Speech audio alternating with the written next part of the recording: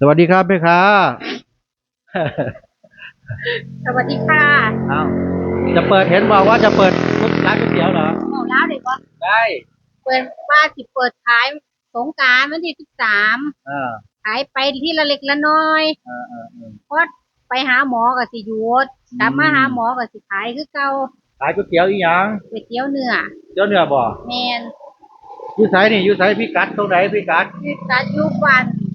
เราอีหมันตรงถามว่าความน้ำมันเขาประเสริฐทางเขาตลาดอันนี้ตรงปานน้ำมันเนาะครับมาจากท่าผุนมาจากไสคือเส้นนี่บ้านประพานบ้านปอพานไปสิเข้าไปในเมืองเนาะไปเขาอำเภอนี่แหละสถานที่เด้อเดี๋ยวเบิ่งสถานที่สิตั้งก๋วยเตี๋ยวขายก๋วยเตี๋ยวเนื้อชื่อร้านอะไรนะ ถินก๋วยเตี๋ยวเนื้อนาเชื่อหินก๋วยเตี๋ยวเนื้อนาเชือกเนาะอ้าวเปิดมือนี้วันที่10 เมษาวันที่12จะเป็นลุงทานสะกอน10 เมษา2569มือนี้ถ้าคลิปดีวันที่12 เมษา11ลงทานซะก่อนเราวันจันทร์ที่13 เมษานี่สิเริ่มขายอืมของอาจสิบ่ทันได้โตอาจสิบ่ทันได้หลายเพราะว่าอาจสิบ่ทันหลายเริ่มต้นใหม่ไม่ ค่อยๆทำไปเพราะว่าผู้เฮ็ดไผบ่อยู่เพิ่นยากอยู่